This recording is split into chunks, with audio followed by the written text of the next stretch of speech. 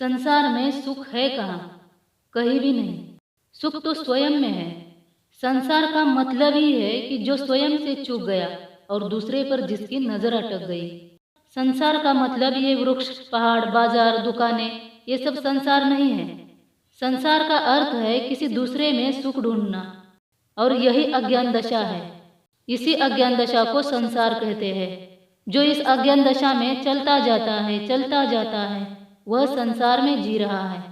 ऐसा व्यक्ति सोचता है कि इधर सुख नहीं मिला, उधर मिलेगा, उधर नहीं तो कहीं और सही। जिस दिन मनुष्य यह समझ लेगा कि सुख कहीं नहीं मिलता, न यहाँ न वहाँ, उस दिन वह जागकर खड़ा हो जाएगा। उसके होश का दिया जलेगा, आंखें दूसरे से हटकर अपने ऊपर पड़ेगी, उसकी अंतर ज्योति प्रज्वलित होगी। उसी क्षण सुख है। जिंदगी में जो दुख की चोटें हैं, वो मनुष्य को सुख की ओर मोड़ने के लिए ही आती है।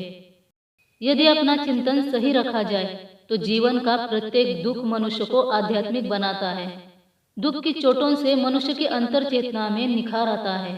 दर्द एकदम व्यर्थ नहीं है, दुख एकदम व्यर्थ नहीं है। यही दुख हथौड़ा बन जाता है, छेनी बन जाता है। यही दुख, यही चोट मनुष्य के भीतर जो बेकार है, व्यर्थ है, उसे काट देता है, जला देता है। दुख दर्द की चोटें मनुष्य को जगाती है। जीवन की राहों में मिलने वाले दर्द का अगर थोड़ा समझपूर्वक उपयोग किया जाए तो इससे बहुत कुछ हो सकता है। दर्द की चोटों से मनुष्य के भीतर छिपी हुई मूर्ति प्रकट होगी।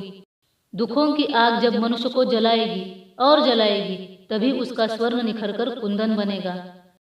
जीवन में दर्द और पीड़ा तो है, मगर यही दर्द, यही पीड़ा हमें निखारती है, सजाती है, संवारती है। जो लोग इस पीड़ा से पीछा छुड़ाकर किसी सुख की तलाश में भागते हैं, वो संसार में ही भटकते रहते हैं।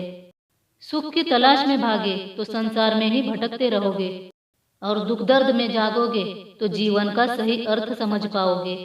कामयाबी को पाना दुख दर्द से भागने वालों का काम नहीं है, दुख दर्द की चोटें सहने वाले वीरों का काम है। दर्द भगवान के हाथ का हथौड़ा है। भगवान हमको चोटें देकर संवारते हैं। यह बात सुनिश्चित है कि इंसान दर्द में ही विकसित होता है और आगे बढ़ता है। वीडियो अच्छा लगा हो तो लाइक और सब्सक्राइब कीजिए। फिर मिलेंगे। धन्यवाद।